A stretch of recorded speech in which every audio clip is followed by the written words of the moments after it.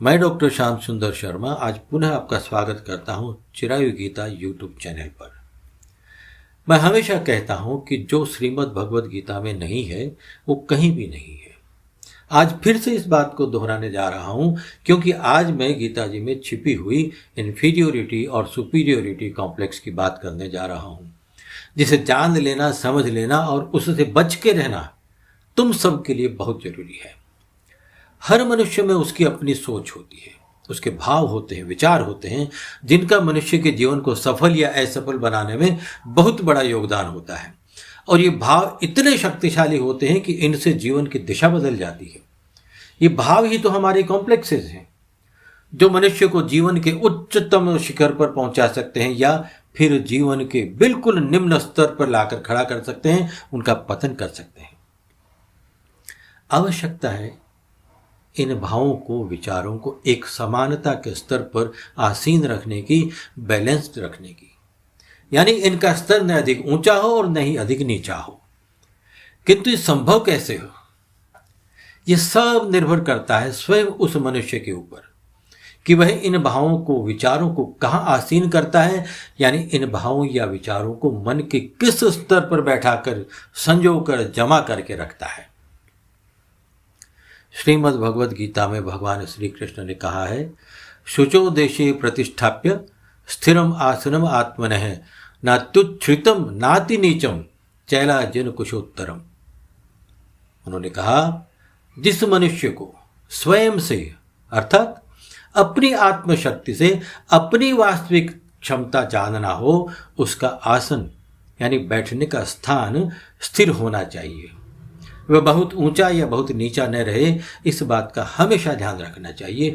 क्योंकि मनुष्य जब ध्यान करने के लिए मृदु वस्त्र, मृग छाल या कुशा पर बैठता है, उस अवस्था में अगर आसन ऊंचा है तो गिरने का डर रहेगा और नीचा है तो कीड़े मकोड़ों का डर रहेगा।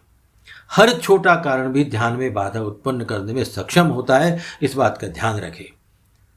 आसन अगर नीचा है तो कोई भी परेशान करने लगेगा और व्यवधान उत्पन्न होते ही रहेगा। महर्षि पतंजलि ने आसन को परिभाषित करते हुए कहा है, स्थिर सुखम आसनम, यानी जो स्थिर और सुखदायी हो वह आसन है। कहने का अर्थ है कि जिस रीति से, जिस ढंग से स्थिरता पूर्वक, बिना हिले डुले और सुख के साथ, बिना किसी प्रकार के कष्ट या अड़चन के दीर्घ काल तक बैठ सके, वह आसन है, यानी पोस्चर या पोजीशन। आसीन शब्द आसन शब्द से ही बना है, जिसका अर्थ है बैठना। जिस प्रकार आसन का स्थान सुनिश्चित करने के उपरांत ही ध्यान में सफलतापूर्वक जुड़ा जा सकता है, वैसे ही हमारी सोच, हमारा व्यवहार, यानी सोच और व्यवहार के आसन को, सोच और व्यवहार के स्थान को, सोच और व्यवहार के स्तर को, इनके ढंग को भी सुनिश्चित करने की आवश्यकता होती है जीवन को सफल बनाने के लिए।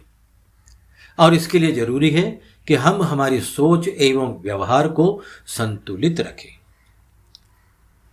कोई भी भाव, सोच या व्यवहार इतना उच्च न रखें जिसके कारण तुम तक कोई पहुंच ही न पाए या तुम किसी को भी तुच्छ समझो, और न ही कोई भाव या व्यवहार इतना हीन या नीचे हो कि तुम किसी से बात ही न कर पाओ, आत्मविश्वास ही खो बैठो, कॉन्फिडेंस ही न रहे। किंतु जीवन में दोनों ही प्रकार के मनुष्य देखने में आते हैं। श्रीमद् भगवद गीता में बताया गया उच्च आसन यानी गुरु ग्रंथि, सुपीरियोरिटी कॉम्प्लेक्स की ओर, और नीचा आसन यानी लघु ग्रंथि, इन्फीरियोरिटी कॉम्प्लेक्स की ओर इशारा है, जो हमें यह आभास दिलाता है कि जीवन में सफलता के लिए शारीरिक एवं मानसिक यानी दोनों का आसन संतुलित होना आवश्यक है। यानी मनुष्य में न तो सुपीरियोरिटी कॉम्प्लेक्स हो और न ही इन्फीरियोरिटी कॉम्प्लेक्स। इन दोनों ही भावों में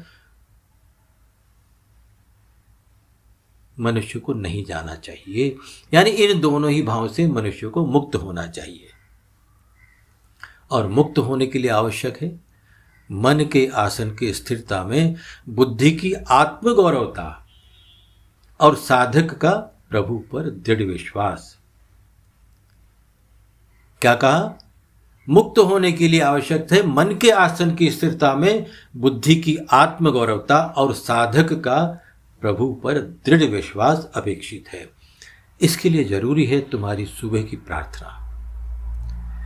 जरूरी है तुम्हारी सुबह की प्रार्थना। सुबह की प्रार्थना आत्मगौरवात्मक होनी चाहिए। आत्मगौरवात्मक का अर्थ है अपनी प्रतिष्ठा, अपने सम्मान का ध्यान रखना, यानी सेल्फ प्राइड का ध्यान रखना। पूरे दिन के कार्यकलापों में प्रतिष्ठा, सम्मान के भाव को अपने समक्ष रखकर ही व्यवहार करना चाहिए, यानी शिवो अहम शिवो अहम। और रात्रि को शयन से पूर्व ईश्वर से पूर्ण समर्पित भाव से प्रार्थना करनी चाहिए। रात्रि में की जाने वाली प्रार्थना अति विनयशील होनी चाहिए, इस बात का सदैव ध्यान रखें।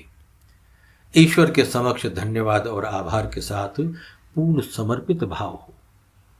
ऐसा करने से तुम्हारा मन और बुद्धि दोनों ही संतुलित अवस्था में रहेंगे और ये सब संभव है केवल ईश्वर में दृढ़ विश्वास से। कहने का अर्थ है आत्मगौरव से दिन की शुरुआत हो और समर्पण से समाप्ति। जय श्री कृष्ण, जय गोपाला।